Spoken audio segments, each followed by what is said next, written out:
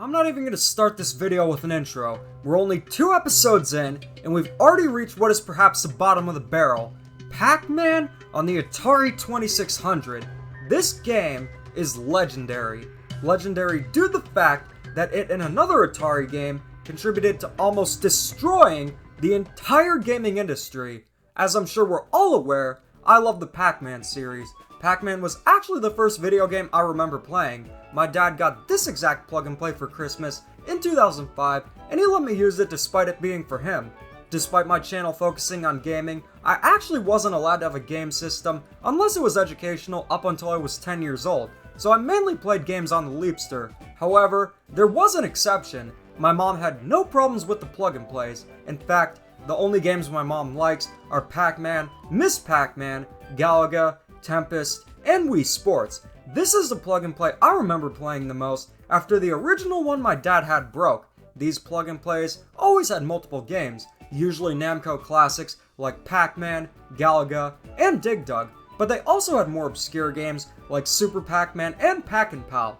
These plug and plays are of superb quality. The games are on par with the arcade versions, and while the earlier ones have a slight difference in audio, it's undetectable for an average player. The joysticks are also built very well and feel just like the arcade ones. And not only that, they gave people the option to play these arcade classics at home. But here's the thing, these plug and plays released throughout the 2000s. The technology was there to make Pac Man playable at home with nothing to sacrifice, but it wasn't always like that. Pac Man was more popular than ever in the 80s. He's a staple 80s pop culture. Even to this day, everyone knows who Pac Man is. This is also when video game consoles became a popular thing.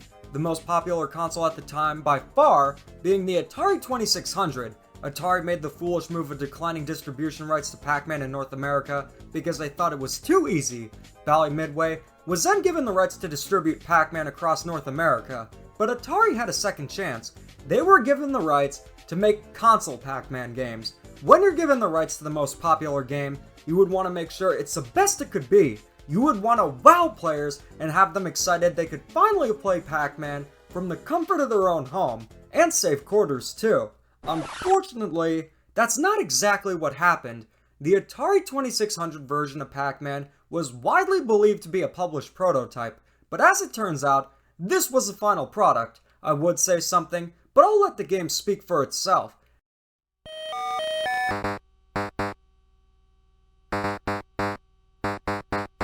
As Hank Hill said, "This is horrible. The game doesn't resemble Pac Man. All that was needed was a color swap, changing the background of black, maze to blue, and pellets to white to have it even slightly resemble Pac Man. The game sounds nothing like Pac Man, and the maze is different. Needless to say, players were disappointed. As I stated before, it was so bad that it and another game on the Atari were blamed for being part of the reason for the video game crash in 1983. But I'm an outsider. I'm 21. Pac Man on the Atari 2600 is almost 40 years old, and every Atari arcade port I've played is scaled back. Donkey Kong Jr. is even worse than Pac Man on the 2600, but nobody criticizes that game as much, and going into the game, I knew exactly what it was going to be like. Perhaps I'm not the best judge of its quality, as I'd be a lot more forgiving, so I wanted to find a better source. You know how there's Mini Meech? You can't have Mini Meech without Mega Meech. I'd like to introduce you to my godfather Mega Meech. He experienced the Atari 2600 Pac Man fiasco when it occurred, and he's here to explain why it was so bad. And no, not the 80s bad either. Why the game blows. Hey guys, Mega Meech here, Demeech's godfather, and this is another in the continuing series of Trash or Treasure. Demeech has asked me to share with you my experience of playing the Atari 2600 version of Pac Man when it first came out, and what it was like for the very first time to play it when I was about 11 years old. But before I get to that, I'd like to give you an idea of what the gaming world was like in the early 80s and just how popular Pac Man was at the time. Now keep in mind, in the early 80s, there was no internet, and the Atari 2600, it was simply known as the Atari back then. It was still more of a novelty, as the arcade was still the focal point of gaming. The arcade was more than just a place to play games, it was a hangout. Remember that there was no social media, and other than a landline phone that your parents would keep telling you to hang up because it tied up a line and There was no call waiting.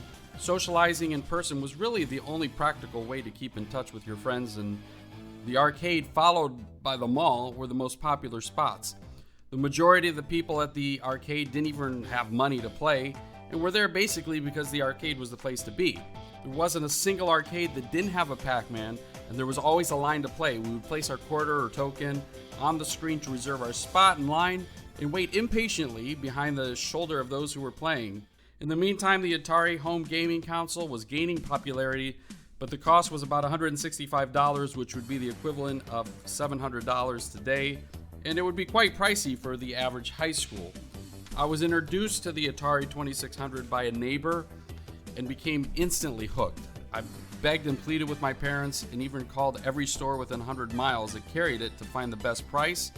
I tried everything to convince my parents, and I remember that a teacher at my school said that I needed to improve my eye-hand coordination. And I approached my mom with the argument that the Atari would solve that problem, and ultimately it worked. There were popular games such as Asteroids and Space Invaders that were on the 2600, and even though they weren't exactly like the arcade versions, they were still a lot of fun, and they had different varieties such as a Shield and Asteroids that was not available on the arcade version. And this brings me to the grand moment when it was announced that Pac Man was coming out on the Atari. There was not an enormous marketing push on TV, but Atari was able to create a huge buzz, the likes unseen in gaming prior to that. And I remember talking about it at school with the other kids and bragging that, I would be the first one to get it, and they were saying, no, I'd be the first one to get it. Well, that long-awaited day finally arrived, and I was off the charts excited. My dad drove me to get the holy grail of Atari games, which was the home version of Pac Man. We finally made it home. I rushed to the Atari console to this game, and nobody really had any idea what the game was like until they actually put the cartridge in. Finally, I inserted the cartridge and turned the game on. My initial reaction was not like, whoa, yay, euphoria, but confusion, as the standby screen was not familiar to me. I was an experienced Pac Man player, but this hardly resembled the game that I had known and loved. I started playing, hoping that it would get better and better. I kept playing. I really wanted to like this game, as there was so much build-up and anticipation, and my parents spent a ton of money on it. And I kept playing, but found myself getting bored with the game very quick. The problem wasn't how much it didn't resemble the arcade game, both visually and with sound. The problem was that every aspect of the Atari Pac Man was inferior to the arcade game. The graphics were very dull. Pac Man and the ghosts had no personality. They were very robotic. And I've heard more melodic sounds from an alarm clock. You could say that most Atari 2600 games were not exactly like they were in the arcade, but many of them were still fun to play. And I remember doing like 8-hour marathons of Asteroids and how addictive and how fun it was. And the same could not have been said about the Atari version of Pac Man, which leads me to declare this game as trash. The only reason that this game sold as many units as it did was the hype of the unknown, as no one had any idea what to expect, and with Pac Man being such a popular arcade game at the time, the hype ultimately won out. In the next few years, other gaming systems came on the market and diluted the once dominant Atari. Now, despite the 2600 version of Pac Man being so abysmal, I have the fondest memories of playing the Atari games, and I'm very grateful to Demich for keeping the history alive, both the good and the bad. And as a wise man once said, keep calm and da-da on. Mega Meech saying peace out. Thank you for the information. Now I see where you're coming from. Also, this is his original copy. When we found the Atari stuff, the cables for the paddles and controllers were all chewed up. Even the rats in the attic didn't like this game, describing why it's in pretty decent condition. Thanks for letting me borrow it, but honestly, I'd probably take snowman poop over this garbage. The thing is with Pac Man on the Atari 2600 is that I knew exactly what to expect, but part of the outrage was consumers not knowing what to expect. The internet was about as existent as civil conversations on Twitter in the 80s, and none of the commercials showcased what the game was like. Hence, why Mega Meech and many others were extremely disappointed. But let's take a look at it from a 21-year-old Pac fan's perspective. At its core, the game is still Pac Man, but it's radically different. Pac Man apparently converted to Pac-Catholicism because he eats wafers instead of dots, though if it were on Diodoro, he'd be Greek Orthodox, o Pacantras, Inahodros, Troia Santon Arnold. There's also a common misconception about the game that the ghosts flicker and the game is glitchy, but that's only in the gameplay footage, similar to how Mario Bros. On the NES has issues with gameplay footage where Mario and Luigi appear to be sliding and the sidesteppers are Cyclops. The maze is different, the ghost behavior is erratic, it's essentially a variation of Pac Man instead of a port, and not a great one either. We had Miss Pac Man, we had Junior Pac Man, but this would be Pac Boy. But surprisingly, there are some positives. When you collect a power pellet, the ghosts actually hide out until the effects wear off, giving you true invincibility. I like this. I wish it were in every Pac-Man game. But before we come to conclusions, let's take a look at the other Pac-Man games on the Atari 2600. This is Miss Pac Man. Miss Pac Man is unanimously considered better than Pac Man in every way because it has more stages and the gameplay mechanics are better. But is the Atari 2600 more than Pac Man with a bow? Time to find out. This is more like it. Does it resemble Miss Pac Man? Mostly yes. Is the gameplay similar? Absolutely. Does the game sound nice? Yes! This is what Atari's Pac Man should have been like in the first place. There are still some inconsistencies, such as a bizarre choice of having a blue background instead of a black one, as well as a slight layout difference with some of the mazes, but the game still is a lot of fun to play, and it feels like Miss Pac Man, despite the technical limitations. While we're here, let's take a look at Junior Pac Man. This is the pack sheet of the original Pac Man maze games. It's never been re-released, and this is the only console port of it. If the cartridge is any indicator, this isn't going to be very good. They couldn't even print out the label in full color. Yet again, this is when Atari was going bankrupt.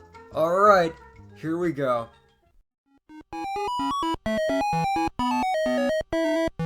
Oh my gosh, they actually did it! Does the game resemble the arcade game? Yes. Does the game sound like the arcade game? Yes. Does it play like the arcade game?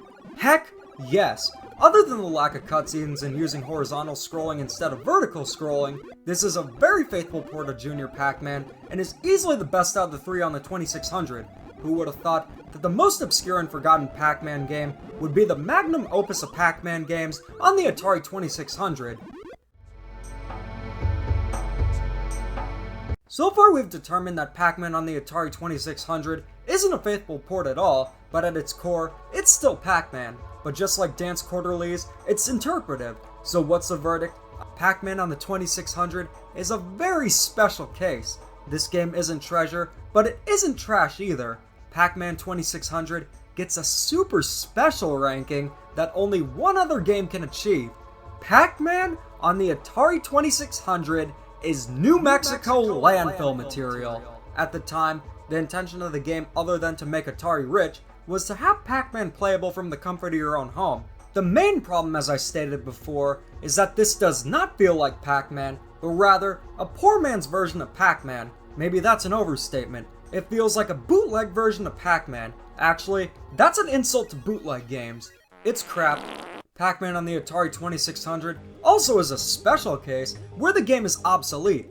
Games like Pong, Space Invaders, Asteroids, and Yar's Revenge are classics. Pong is going to be 50 years old next year, but it's an important part of gaming history and can still be fun today, despite how simplistic it is. Games like Space Invaders and Asteroids are still a lot of fun to play, period, but Pac Man on the Atari 2600 is antiquated. Only a few years later, the NES released. Pac Man on the NES is pretty much identical to the arcade version. In fact, Pac Man is like Tetris in a way, where it's been re-released on almost every game system. The only game system that Pac Man escaped that I own is the Virtual Boy. Good call, Pac Man. Even the Game Boy version of Pac Man is better than the Atari one. Not only that, there were plug-and-plays to play Pac Man at home for around $20 US in the 2000s, as I stated before. And now in 2021, we have things like the micro arcades to play Pac Man on something the size of a credit card. You could probably play Pac Man on the same device that you're watching this video on. You can even play it on Google. Pac Man in the Atari 2600 was a disaster, but remains an important part of gaming history. The moral: don't get cocky and mass produce a game based on name alone, and don't disappoint consumers. That's all. But if you thought the Pac-Man videos were over, think again. A mystery episode of Trash or Treasure is coming this Friday, October 1st, and the long-awaited Rise and Fall of Pac-Man is coming this Sunday, October 3rd. You won't want to miss either of them. So what do you guys think? Did you get a good insight as to why Pac-Man on the Atari 2600 disappointed consumers? I wouldn't recommend playing it unless you're interested in the history of gaming, and there are copies buried in a New Mexico landfill, so go on a trash hunt and pick them up. Anyways, thanks for watching, and keep calm and Waka on. You're gonna need to after watching Atari 2600 Pac-Man footage. Imagine playing the game. See ya!